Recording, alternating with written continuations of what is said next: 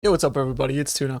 I just went through all of the patch notes and the reveal live on my Twitch channel, and the one thing that really stood out to me is tinctures. And in general, how insane they are, right? So they have both implications on the early and the end game. And I kind of wanted to show you my thought process behind why I think they're insane and why I think they can be essentially problematic for the developers in endgame. But in general, anytime GGG gives us Flask Effect, crazy stuff happens. I'll just go through real quick here what tinctures are and how you get them. So the Warden of Magi is going to be a new ascendancy that you'll be able to basically specialize in as you progress through the new Affliction mechanic. You'll be getting 2 points per stage of progression you are with them in the quest. The developers said that, Act 4, you'll be getting the first 2, and then you'll be getting 2 more. And essentially, by the time you get to, further out to T16s, you'll be getting basically, I think it's 6 ascendancy points. It might actually be 8. I'm not 100% sure on that. But for the purpose of this video, let's just keep it, we don't really have to worry about that too much, as the first notables that we look at here are Corroded Blade, where you can apply a tincture to your weapon. And this tincture is going to give you additional effects. So you got to keep in mind this is only going to apply to attack-based builds, as applying tinctures to your weapons is going to give you bonuses pretty much to only attacks, unless some of these modifiers are global. So far, we can't tell, but the few tinctures that were shown, all damage ignites, and this is going to be most likely with the weapon that you have equipped, as it's going to be buffing that weapon. Or you see on the right side, we're going to be getting Cooling Strike or Killing Blows. They grant you an additional modifier from the target for the next 60 seconds. Essentially, this is kind of like a very budget version of Inspired Learning, but on top of that, it's going to give you Cooling Strike and an additional modifier.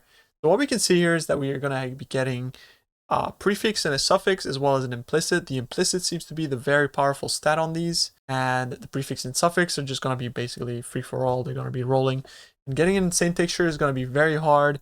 And also, it's going to be very valuable, for many people who are probably going to be live searching these. As soon as we get the list of modifiers that the tinctures can actually provide us, I think people are going to, go all sweat mode and make live searches for this kind of stuff. So I'm really happy that they are actually tradable, as in Sanctum, we had Sanctified Relics, and they kind of had, similar power levels to what we're seeing here.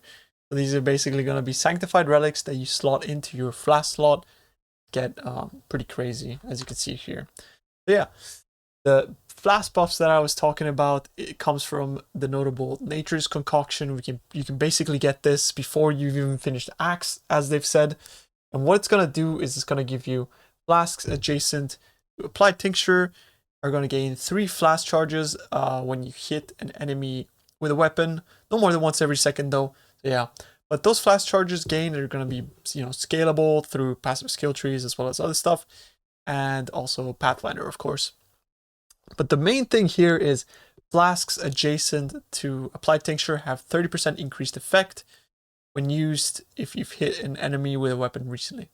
So you're going to be hitting an enemy with a weapon, and then for the next 4 seconds, the flasks that are adjacent to the tincture, so the flask that is left and right of the tincture, going to get 30% increased effect. And here generally we'd see things like 30% increased effect for utility magic flasks or something like that, like you see on the Pathfinder ascendancy, but we don't see that here. So what that means is that you can buff unique flasks. That is insane. So yeah, the downside of this is that you get -1 flask, right? So you're going through the effort of getting so much investment into your flasks. However, you are gaining a tincture, right? The tincture is not going to be basically empty stats, and it's going to be active 100% of the time. So you're not going to be losing that much.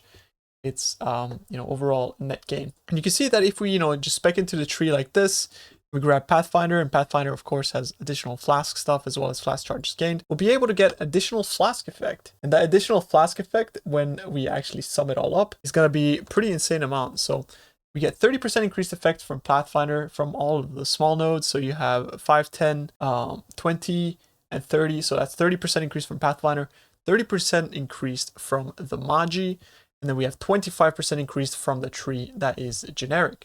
And it's going to be 85% increased flask effect total for unique flasks. And this is pretty crazy, because what you can achieve with unique flasks is such as this. You know, unique flasks have been nerfed time and time again to bring down their power level.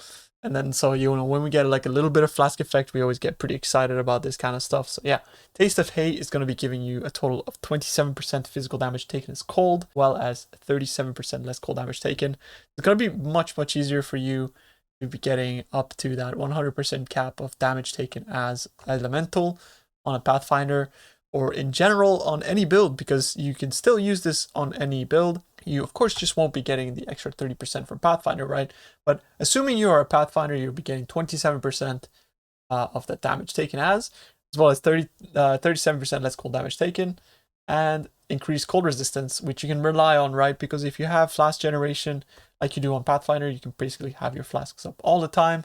That can all be calculated with Path of Building. You know, you never have to sort of worry that it's going to be down at any point, unless of course you run into a map that has a modifier gives you less flask charges gained. Next flask I need to look at, of course, is the Progenesis. This flask is broken, let's just say that much, because essentially if you are able to mitigate damage taken over time, which is essentially like when you are hit and this flask is active, you will take a percentage of that hit's damage over a certain amount of time.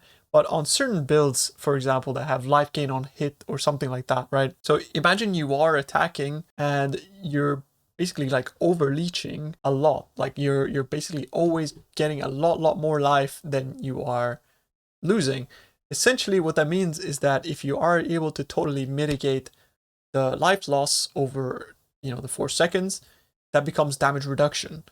So in many situations with these attack builds, you have life gain on hit, and because of the increased effect that we are getting, the 85% increase, that's going to take 25% increase up to, you know, total of 46% of life loss damage taken over 4 seconds. That is a lot of damage reduction that you're going to be getting from this flask. It's pretty insane. So yeah, Progenesis is broken, you know, TLDR. But yeah, on top of that, you'll be getting 64% increased chaos resistance. That's basically, you're almost like halfway there to chaos cap just off the flask. So a couple more rolls and there you are. But yeah, Magi is gonna be crazy with Progenesis for sure. Next, Oriath End. Oriath's End is gonna give you a total of 55% chance to explode. So yeah, that increase is gonna be pretty good. 55% is a very high number. So that's basically 1 in every 2 monsters is gonna explode, dealing 1/10 of their maximum life as damage of a random element.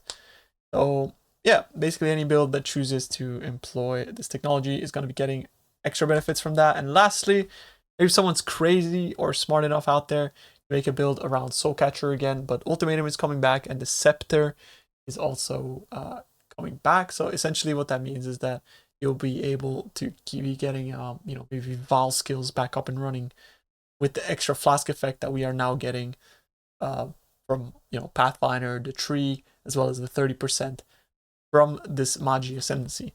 So yeah, that pretty much sums up this here video. I just wanted to talk a little bit about how crazy this Ascendancy can be, and I really look forward to playing around with it, seeing maybe builds that pop up during the league, as I am guaranteed gonna be some crazy stuff with this. So yeah, keep an eye out for that. I hope you guys enjoyed the video. Subscribe to the channel. I will be having more videos coming soon, and I'm really excited for this league. It's looking like a really crazy one. Hope you guys have a good one. Bye, everybody.